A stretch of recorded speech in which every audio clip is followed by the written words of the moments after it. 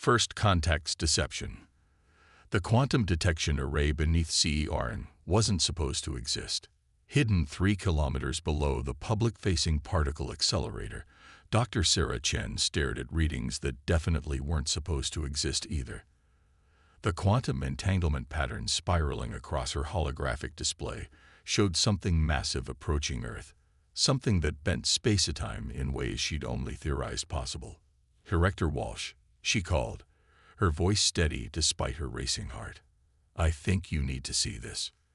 The array had been her life's work, a secret project combining quantum mechanics and gravitational wave detection that most of the scientific community would have dismissed as science fiction.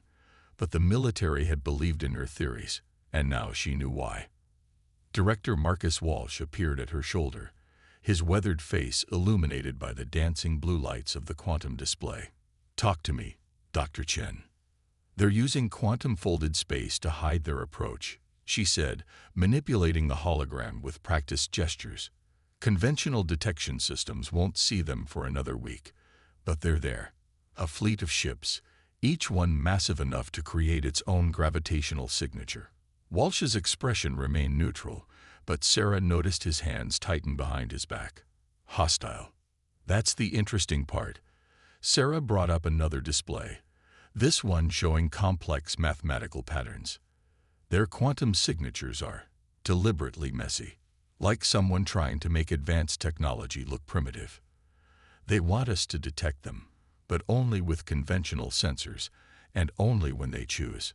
Before Walsh could respond, every screen in the facility flickered. A face appeared, humanoid but not human, with iridescent scales instead of skin and eyes that seemed to hold galaxies within them. "People of Earth," the being spoke in perfect English, its voice resonating with artificial warmth. "I am Ambassador Exor of the Meridian Empire. We come in peace, seeking to welcome humanity into our grand coalition of species." Sarah's quantum displays told a different story. Behind the ambassador's transmission, she could see the fleet's weapons powering up, their quantum signatures burning like stars in her detector array. "They're lying," she whispered, fingers flying across her console. "The quantum signatures of their weapons. They're preparing for something big." Walsh was already moving. How many ships? 37 capital ships, hundreds of smaller vessels. But there's something else. Sarah isolated a particular reading, enlarging it. "Their entire technology base relies on quantum manipulation at a level we've never seen before. They're not just bending space, they're rewriting quantum laws on a massive scale." The ambassador continued his speech, talking about cultural exchange and technological gifts. But in the quantum realm, Sarah watched as the fleet deployed what could only be weapon platforms, carefully hidden behind their quantum veils. "Sir," she said, "I think I know why they chose Earth." She pulled up historical data from the array. "Our solar system has unique quantum properties, properties they're probably not aware we can detect, properties that could be turned into a weapon." Walsh studied the data, his military mind already formulating strategies. "Can you weaponize this information, Dr. Chen?" Sarah thought about the decade she'd spent studying quantum mechanics, about all the theories she'd developed that her peers had dismissed as impossible. Their entire civilization is built on quantum manipulation. They think they're masters of it. A smile crossed her face. But they've never encountered a species that could see what they're doing. Never met anyone who could fight them in the quantum realm itself. "How long do we have?" "A week before they're visible to conventional sensors. Maybe 2 weeks before they expect us to respond to their peaceful overture." Sarah's fingers danced across her console, bringing up designs she'd worked on in secret, long enough to adapt my research into something they'll never see coming. Walsh nodded once, sharply. "You have whatever resources you need. Full classified status, codename Quantum Shield." He turned to leave, then paused. "Doctor, if you're right about their technology, if I'm right, then humanity just became the biggest threat they've never known existed." Sarah turned back to her displays, mind already racing with possibilities. "They think they're dealing with primitives who barely understand space travel, Instead, they've just stumbled into the one civilization that can turn their own quantum mastery against them. Above them, Ambassador Xer continued his peaceful overtures to Earth. But in the quantum realm, Sarah watched the Empire's true intentions unfold like a deadly flower. They had no idea that their greatest advantage, their quantum technology, was about to become their greatest vulnerability. And Sarah Chen, the woman whose theories had been mocked by the scientific community, was about to turn those theories into humanity's secret weapon. The hidden arsenal. The quantum forge beneath CERN hummed with possibility. Dr. Sarah Chen watched as her theories took physical form, crystalline structures that shouldn't exist, manifesting in the carefully controlled quantum field. 3 weeks had passed since first contact, and humanity's secret weapon was taking shape. Beautiful, isn't it? Dr. Raj Patel, her longtime colleague, adjusted the quantum harmonics with practiced precision. The crystal in the forge shifted, its atomic structure realigning to match the quantum frequencies they detected from the Meridian fleet. They'll never expect their own quantum signatures to be used against them. Above them, Earth played its role perfectly.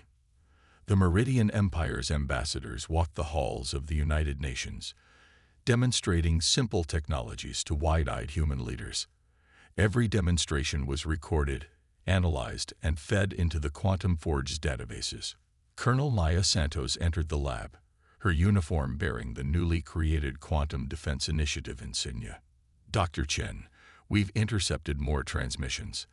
Their fleet is deploying quantum communication relays throughout the solar system. Perfect. Sarah pulled up the new data. They're mapping our system's quantum topology, just like we predicted. She highlighted a pattern in the data stream. See how their relays avoid these regions. They think these are dead zones, but they're actually quantum focal points. The colonel leaned closer. Can we use that? We already are. Sarah gestured to the rows of quantum crystals lining the lab walls.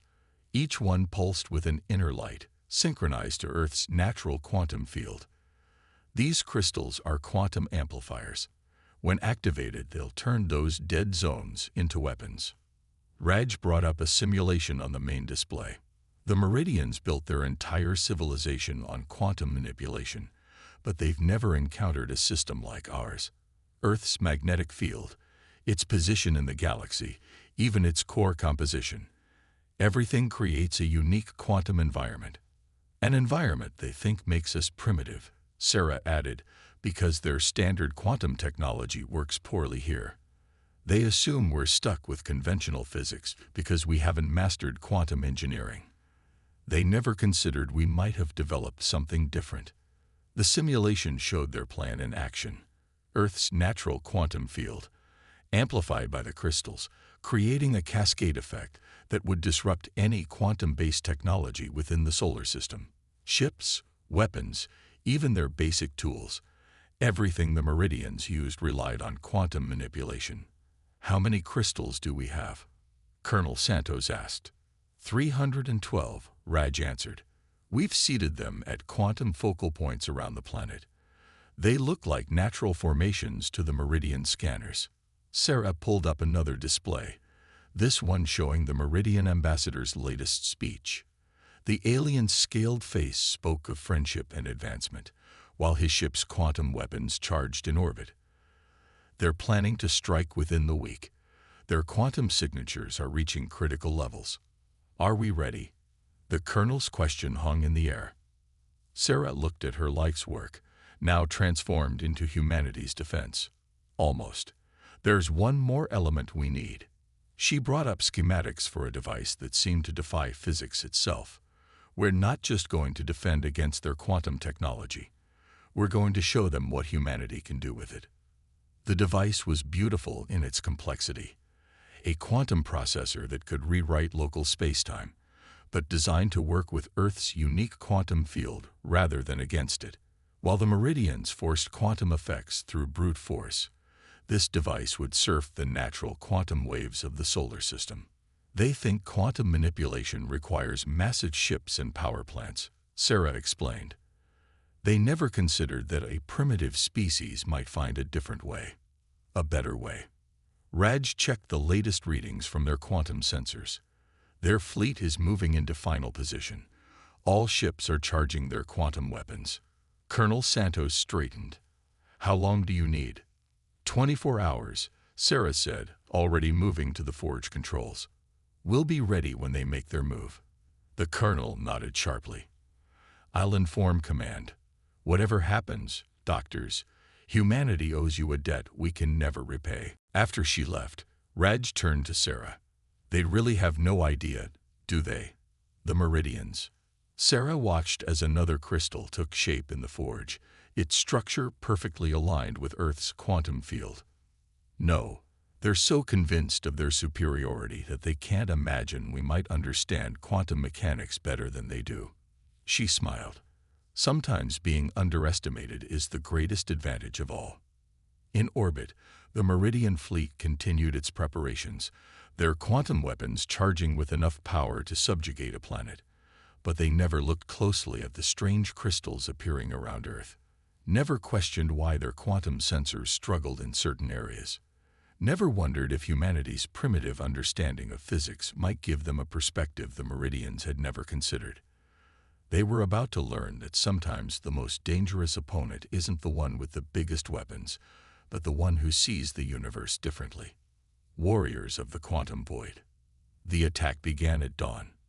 The Meridian fleet's quantum signatures flared like supernovas on Sarah's displays, their pretense of peace evaporating as thousands of quantum-based weapons powered up simultaneously. Above major cities worldwide, massive ships shimmered into view, their hulls rippling with quantum energy. Primitives of Earth. Admiral Vex's transmission overrode all global communications. His scaled face showed no trace of the previous diplomatic niceties. "Your resources and strategic location are now property of the Meridian Empire. Resist, and we will demonstrate true quantum mastery." In the CER in Quantum Lab, Sarah exchanged glances with Raj. "True quantum mastery," she murmured, fingers dancing across her console. "Let's show them what that really means." Colonel Santos's voice crackled through their secure quantum channel. "Dr. Chen, they're charging their primary weapons. It's now or never." Sarah took a deep breath. Activating quantum defense grid. Authorization. Chen Alpha 0. Across the planet, 312 quantum crystals awakened, each one perfectly aligned with Earth's natural quantum field, each one tuned to the exact frequency of Meridian technology. For a moment, nothing seemed to happen. Then the universe blinked. In orbit, the Meridian fleet's weapons suddenly fired. But not at Earth. Their quantum-based targeting systems, confused by the crystalline network's interference, sent their attacks spiraling into empty space. Ship after ship reported critical failures as their quantum drives encountered frequencies they were never designed to handle. "What is this?" Admiral Vex's voice had lost its superiority. "Impossible. Their technology is primitive. They can't." "Can't what, Admiral?" Sarah's voice cut through all channels, her quantum transmitter bypassing every Meridian encryption. "Can't understand quantum mechanics. Can't detect your ship's true capabilities. Or can't develop our own quantum technology." On her screens, she watched as the crystalline network created what she privately called a quantum storm, a cascade of effects that turned the Meridian's own quantum manipulation against them. Ships drifted, their quantum drives unable to function in the altered field, weapons powered down, their energy dispersing harmlessly into space. "You never asked," Sarah continued, "why your quantum technology worked poorly in our system. You assumed we were primitive because we didn't use quantum manipulation the way you do. But did it never occur to you that we might understand it better?" Raj's console beeped urgently. "Sarah, they're trying to adapt. Rerouting power to their secondary systems. Let them." Sarah activated the final phase of their defense. The quantum processor she designed came online, its unique architecture surfing Earth's natural quantum waves. "Colonel Santos, you have weapons control. Around the planet, Humanity's own quantum weapons emerged from hiding. Not massive ships or power-hungry cannons, but elegant devices that worked in harmony with local spacetime. They didn't force quantum effects like the Meridian technology. They invited them, shaped them, danced with them. The first shot from a human quantum cannon didn't look impressive. Just a slight distortion in space, a ripple in reality. But when it hit a Meridian battlecruiser, the ship simply unfolded. Its quantum-based structure couldn't maintain cohesion in the altered field. This is impossible. Admiral Vex's transmission was breaking up. You're a primitive species. You barely understand space travel. No, Admiral. Sarah watched as more ships succumbed to humanity's quantum defense. We just understand it differently. You built your civilization by forcing quantum mechanics to obey you. We built ours by learning to work with it. The quantum storm intensified. Meridian ships began emergency teleports, their quantum drives struggling to function. But Earth's crystalline network had seeded the entire solar system. There was nowhere to run where the quantum field wasn't under humanity's control. Last chance, Admiral, Colonel Santos transmitted on all frequencies. Surrender, or we'll show you what quantum mastery really means. For a moment, silence filled the quantum channels. Then, one by one, Meridian ships began powering down their weapons. On Sarah's displays, their quantum signatures dimmed from angry red to passive blue. Perhaps Admiral Vex's voice was quiet now. We have something to learn from Earth after all. Sarah looked at the quantum processor humming quietly in its housing, at the crystals pulsing in harmony with Earth's natural field, at the displays showing Meridian ships hanging powerless in orbit. The first lesson, she said, is that true advancement doesn't come from dominating nature. It comes from understanding it. As humanity's quantum weapons stood down, as the crystalline network settled into a protective configuration around Earth, as the Meridian fleet prepared for the first surrender in their empire's history, Sarah Chen thought about perception and understanding. The Meridians had seen a primitive planet, easy prey for their advanced technology. Instead, they'd found a species that had turned their greatest weapon into their greatest vulnerability. Sometimes, she reflected, the most powerful force in the universe isn't technology or weapons, or even quantum manipulation. Sometimes, it's simply the ability to see things differently. The counterstrike. 3 days after humanity's quantum defense shocked the Meridian Empire, Sarah Chen found herself in an unprecedented position, teaching advanced quantum mechanics to aliens. So your entire approach, Admiral Vex said, his scaled fingers tracing the crystalline structure displayed in the CERN laboratory, was to work with natural quantum fields rather than impose our own. Precisely.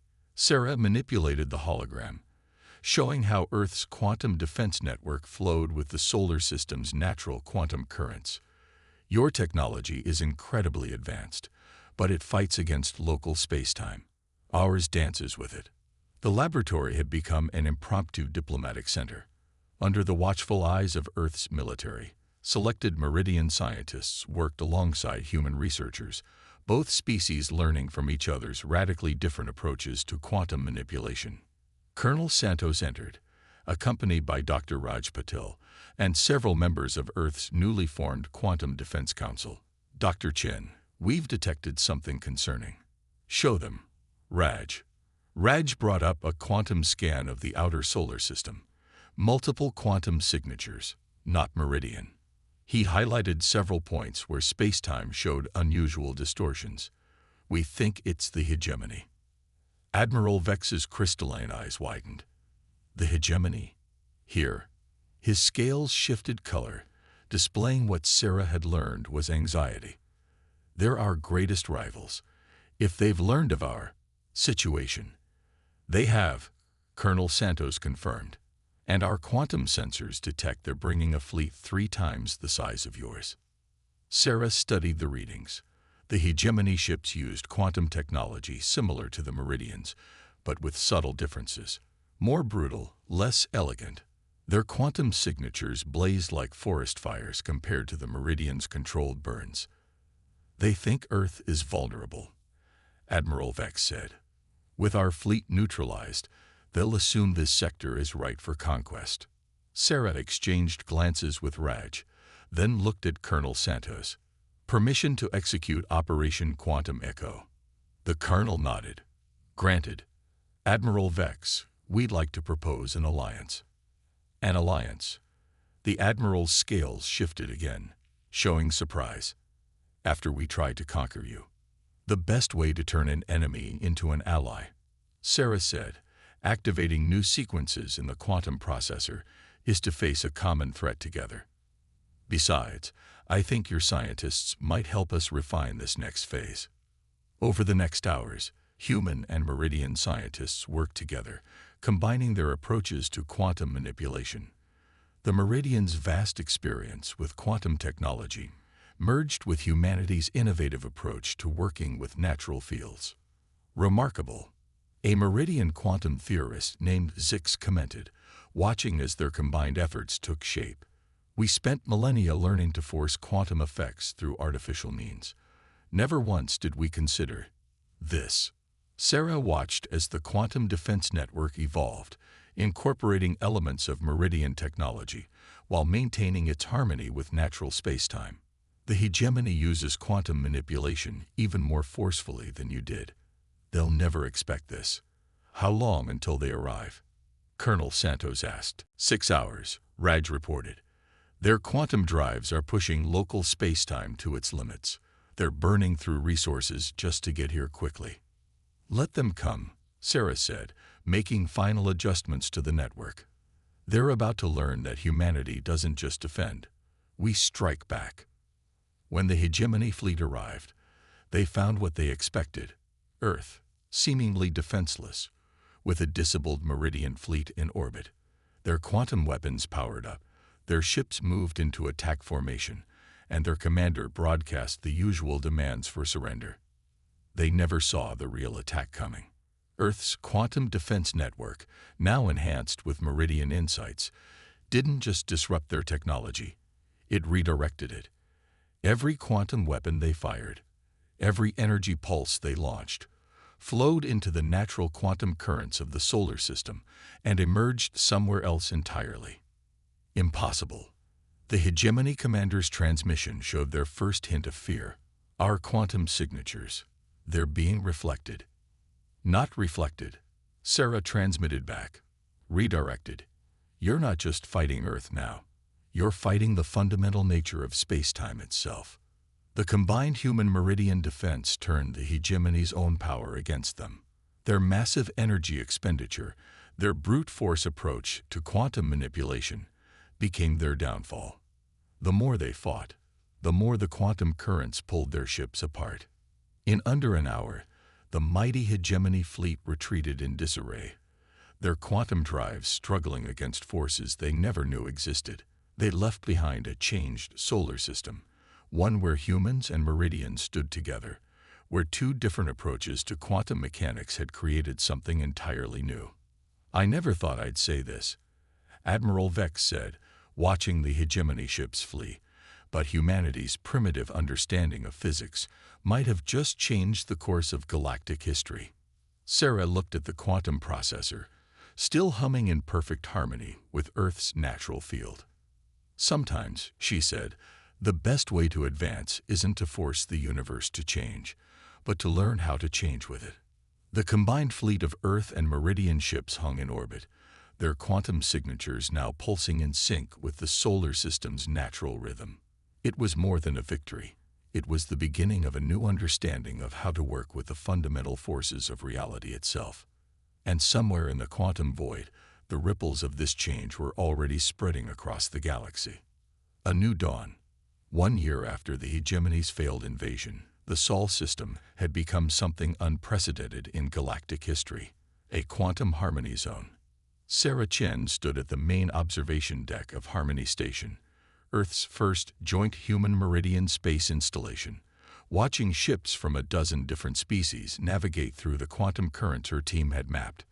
Still hard to believe, Raj said, joining her at the window. A year ago, we were preparing to defend Earth. Now we're teaching quantum harmonics to half the galaxy. Below them, Earth gleamed like a jewel. Its quantum defense network now evolved into something far more sophisticated. The crystalline technology had spread throughout the solar system, creating safe channels for quantum travel while maintaining humanity's protective edge. Ambassador Chen, a young Meridian 8 approached, their scales shimmering with respectful colors. "The Galactic Council is ready for your presentation." Sarah smiled at the title. Another change she was still getting used to. "Thank you, Lyra. Raj, shall we?" The Galactic Council chamber, virtually projected from 100 different worlds, hummed with quantum energy. Representatives from species across the galaxy watched as Sarah took her place at the center. "Esteemed Council," she began, bringing up a holographic display of the new quantum navigation system. "1 year ago, Earth demonstrated that our approach to quantum mechanics could change everything we thought we knew about space travel. Today, we're ready to share the next step." The display showed what they dubbed the Quantum Harmony Network, a revolutionary system that would allow ships to travel faster and more efficiently by working with natural quantum fields rather than against them. Admiral Vex, now Earth's strongest ally in the Meridian Empire, spoke up. "The test results from the Sol system are remarkable. Ships using the Harmony protocols use 60% less energy while traveling 40% faster. More importantly," Sarah continued, "the network makes quantum travel safer. No more forced jumps, no more drive failures. By following the natural quantum currents, we've eliminated the risks that have plagued quantum navigation for millennia." A hegemony representative, one of their few allies after the failed invasion, raised an objection.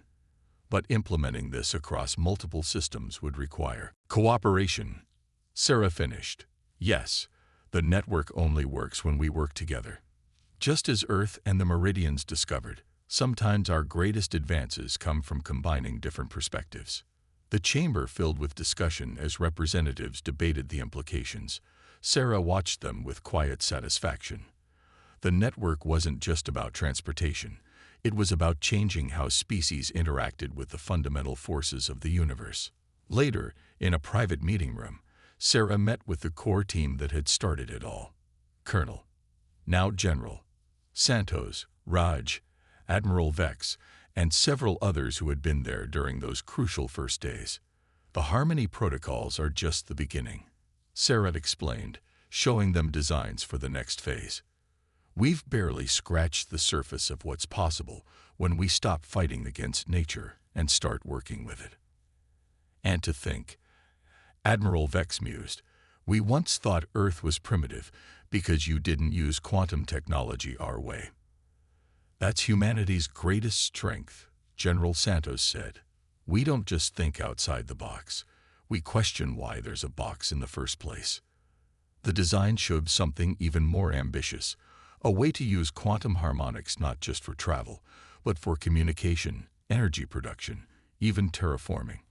All based on the simple principle that had saved Earth, working with natural forces rather than against them.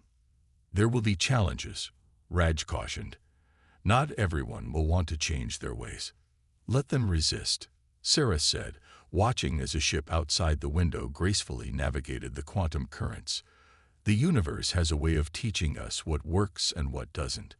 We just have to be willing to learn."